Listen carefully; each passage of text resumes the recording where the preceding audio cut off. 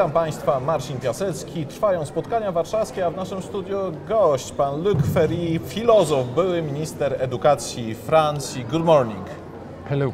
Mr. Ferry, how do you describe the type of political, social changes which provides the new technology? Is it good for people? Maybe the change is rather small. Ah non, le changement est immense, gigantesque. L'intelligence artificielle va totalement dominer le monde, et notamment dans le domaine de la santé. Google s'est engagé à régler la question du cancer dans les 20 ans qui viennent. Il est très probable qu'ils vont y arriver. Si ce n'est pas dans 20 ans, ce sera dans 30 ans. Mais ils vont y arriver. Pourquoi? Parce que l'intelligence artificielle, pour vous donner juste un exemple, elle permet de séquencer l'ADN, donc la structure génétique des cellules cancéreuses.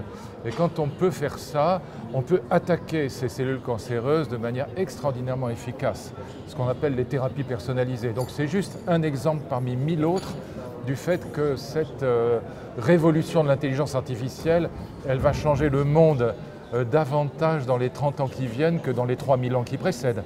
Et dans tous les domaines, dans le domaine de l'économie, dans le domaine de la santé, dans le domaine par exemple aussi de la mobilité, il n'y aura pas un chauffeur de taxi dans le monde dans 20 ans. Il n'y aura pas un chauffeur de train ou de camion dans 25 ans, pas un. Donc il faut se préparer à cette révolution qui va être absolument colossale. Et ça va aller beaucoup plus vite que ce qu'on croit. Voilà. Et donc pour l'instant, les gens croient encore en Europe que c'est de la science-fiction parce qu'on a 20 ans de retard sur les États-Unis et la Chine. Mais ça va aller beaucoup plus vite que prévu. Et l'impact sur le monde du travail sera colossal. But in the future, the artificial intelligence will be the tool for people, some kind of tool, or rather something autonomy, with autonomy. What do you think? Non, ce ne sera pas tellement pour les particuliers. Ce qui va se passer, c'est que il y a 3 sortes d'intelligence artificielle, il ne faut pas les confondre. Vous avez l'intelligence artificielle qui calcule, qui est capable de battre le champion du monde d'échecs, de jeux de Go, de séquencer le génome d'une tumeur cancéreuse, qui est capable de faire tourner votre application Uber ou Airbnb, tout ça, c'est de l'intelligence artificielle, ou par exemple de faire la traduction automatique. Tout ça, c'est de l'intelligence artificielle faible. Mais ce que Google et Facebook sont en train d'inventer, c'est la super intelligence artificielle. C'est une intelligence artificielle qui sera capable d'être meilleure que nous dans tous les domaines. C'est ce qu'on appelle les systèmes experts.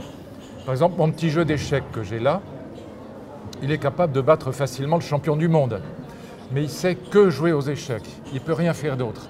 Tandis que ce que fabriquent aujourd'hui Google et Facebook, c'est des systèmes qui sont transversaux, c'est-à-dire qui seront meilleurs que nous, aussi bien dans le domaine de la médecine que dans le domaine de l'économie, dans le domaine du droit, des jeux et donc de la santé. Et donc voilà, on fabrique cette supérieure. Et puis il y a une 3e intelligence artificielle qui essaie de fabriquer, c'est le projet de Google, de fabriquer une vraie intelligence, une intelligence qui penserait, une post-humanité.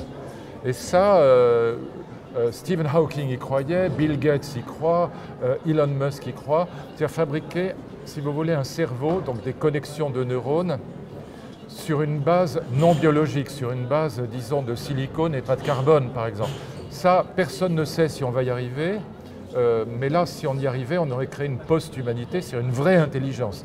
Pour l'instant, les 2 premières intelligences artificielles, elles sont en voie de progression extraordinairement rapide. Et de toute façon, ça va bouleverser le monde, encore une fois, davantage dans les 30 ans qui viennent que dans les 3000 ans qui précèdent. Donc il faut s'y préparer. Il faudrait que nos politiques, qui en Europe sont complètement perdus, s'intéressent vraiment à la question parce que ça va tout changer. And could it be dangerous for people or for society? Écoutez, il y a eu 140 000 morts du cancer en France cette année. Il y a eu 3600 morts sur les routes. En Pologne, c'est encore plus. Donc si on arrive à régler à la fois le problème du cancer et le problème de la circulation, des morts sur les routes, il y a eu 100 000 blessés sur les routes en France. Voilà, c'est des progrès formidables. Alors en France, on est toujours, en Europe, on est toujours à dire est-ce que c'est dangereux, est-ce que ça va, on a peur. Voilà, alors nous on a des règlements juridiques de protection de la vie privée et les Américains, ils ont les GAFA, donc c'est un peu embêtant parce qu'eux ils avancent et nous on est debout sur les freins. Voilà, eux ils ont l'accélérateur, nous on n'a que les freins. Donc au lieu de se poser la question du danger, posons-nous déjà la question des progrès que ça va engendrer. Je vous disais 140 000 morts du cancer en France cette année, c'est des millions de gens qui sont dans les familles touchés par ces morts précoces quand même souvent. Et donc voilà, il y aura aussi des progrès formidables, il n'y a pas que des dangers, il y a aussi des progrès absolument extraordinaires en termes de fin des accidents de la route ou fin du cancer. C'est pas que des dangers, c'est aussi, alors comme toutes les innovations, il faudra réguler, il faudra encadrer, mais d'abord et avant tout, réfléchissons au service que ça va rendre à l'humanité. Could new technologies like artificial intelligence could be the chance for Europe, for European industry and European economy? What do you think? Pour l'instant, ce n'est pas le cas, parce que pour l'instant, toute l'innovation est américaine et chinoise, israélienne et suisse. Les 4 pays les plus innovants du monde. Why? Alors, très intéressant. Alors, d'abord, c'est Israël et la Suisse à cause des laboratoires pharmaceutiques qui sont très très innovants en Israël et en Suisse.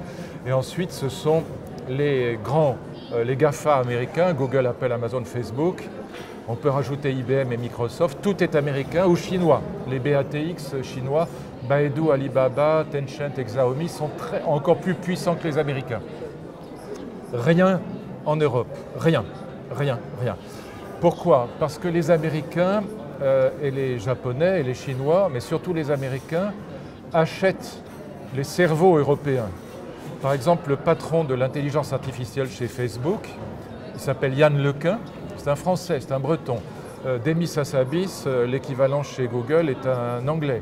Et donc les Américains ont énormément d'argent, à la fois pour acheter les cerveaux européens, donc les meilleurs, les génies européens, les Américains les achètent, mais aussi pour acheter les start-up géniales que les Européens créent, parce que les Américains ont cette idée très intelligente que plutôt que de mettre de l'argent sur des entreprises qui risquent de se casser la gueule, de se casser la figure, de rater, mieux vaut acheter celles qui ont réussi.